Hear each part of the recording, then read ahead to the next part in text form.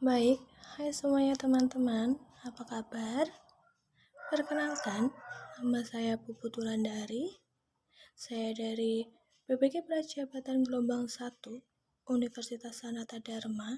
Di sini, saya akan mempresentasikan hasil modul ajar Pendidikan Pancasila kelas 2. Ini saya akan mempresentasikan hasil modul ajar saya tentang materi Pendidikan Pancasila atau yang bertopik mengenal simbol-simbol Pancasila pada kelas 2 sekolah dasar.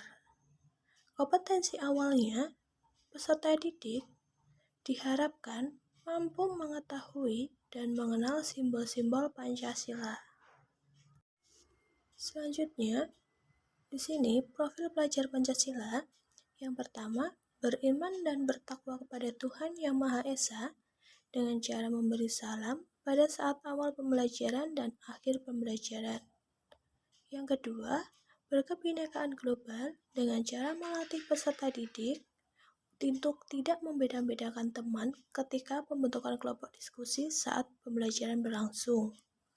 Dan yang ketiga, mandiri, di mana dengan cara ini diharapkan peserta didik dapat sadar dan tidak ketergantungan dengan temannya yang lain saat melaksanakan kegiatan belajar berlangsung.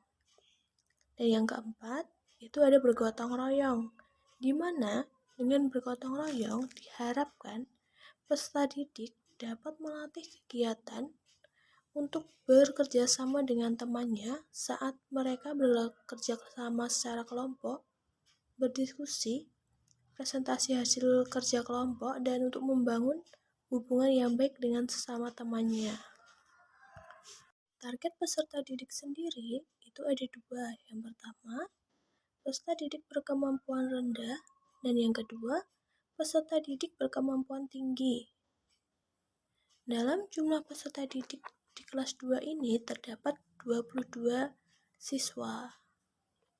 Dan model dan metode pembelajaran yang saya gunakan adalah model pembelajaran PBL atau Problem Based Learning.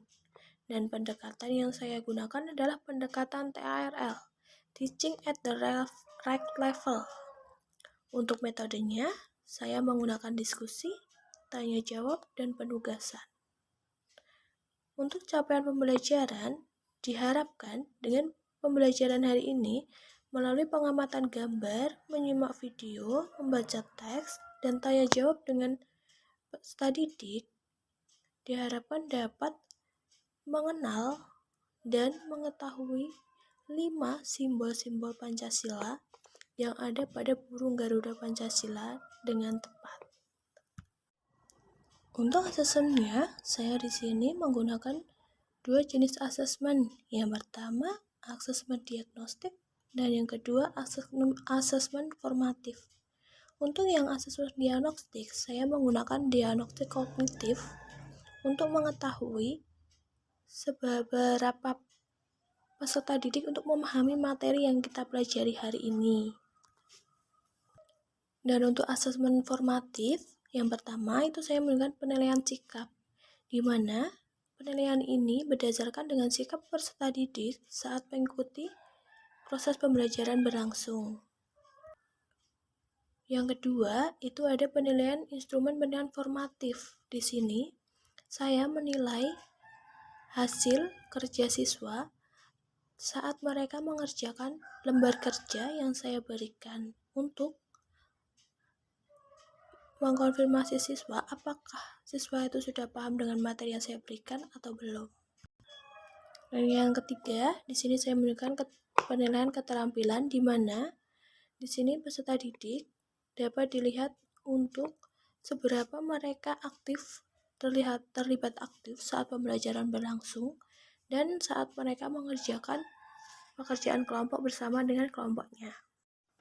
Selanjutnya, kegiatan inti pembelajaran di sini yang pertama adalah pendahuluan, di mana saya sebelum memulai pembelajaran berlangsung, saya akan meminta salah satu peserta didik untuk memimpin berdoa sesuai dengan agama dan kepercayaan masing-masing. Setelah itu, saya juga memperhatikan sensi peserta didik, apakah ada yang tidak berangkat hari ini, ataukah ada yang sakit, atau ada yang izin untuk keperluan yang lainnya. Yang selanjutnya, saya juga memeriksa kerapian peserta didik untuk mengikuti pembelajaran di kelas. Untuk kegiatan inti sendiri, di sintaks yang pertama itu adalah orientasi peserta didik pada masalah. Dan yang kedua, mengorganisasikan peserta didik untuk belajar, di mana peserta didik akan saya kelompokkan berdasarkan dengan tingkat kemampuannya. Dan yang tiga, membimbing penyelidikan kelompok, di mana saat ini saya akan menanyakan pada kelompok, apakah ada yang belum paham atau ada yang merasa kesulitan dalam mengerjakan soal yang saya berikan. Yang keempat, sintak keempat, itu mengembangkan dan menyajikan hasil karya, di mana peserta didik akan mengembangkan atau mempresentasikan hasil kerjanya di depan kelas. Dan yang terakhir, sintak kelima, menganalisis dan mengevaluasi proses pemecahan masalah, di mana kita akan berusaha bersama-sama untuk mengevaluasi proses masalah yang terjadi saat pembelajaran berlangsung. Yang selanjutnya adalah remedial dan pengayaan, di mana pengayaan akan dilaksanakan ketika baik siswa ada yang belum mampu memahami materi dengan baik, dan remedial akan diberikan pada siswa ketika ada yang siswa mengerjakan soal nilainya kurang dari nilai yang ditentukan oleh guru tersebut. Selanjutnya adalah lampiran-lampiran, di mana lampiran ini terdiri dari penilaian asesmen, asesmen diagnostik, asesmen diagnosis non-kognitif, asesmen diagnosis kognitif, dan yang kedua asesmen formatif yang meliputi penilaian sikap, penilaian pengetahuan, dan penilaian keterampilan.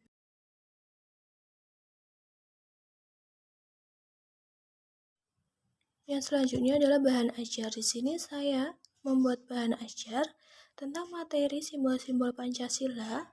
Yang pertama, untuk pengertian Pancasila sendiri adalah lambang negara bangsa Indonesia, adalah burung Garuda. Dalam gambar burung Garuda terdapat 5 perisai, yang dimana yang pertama ada bintang, rantai, pohon beringin, kepala banteng, padi, dan kapas.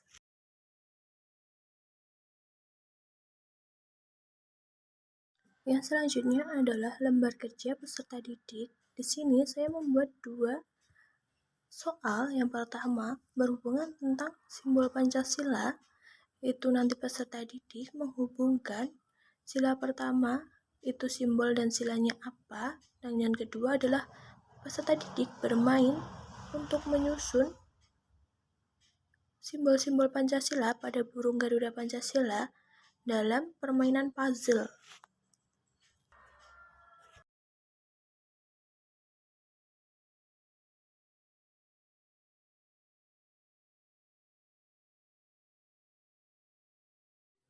Modul ajar yang saya buat, kurang lebihnya saya mohon maaf, dan tetap semangat.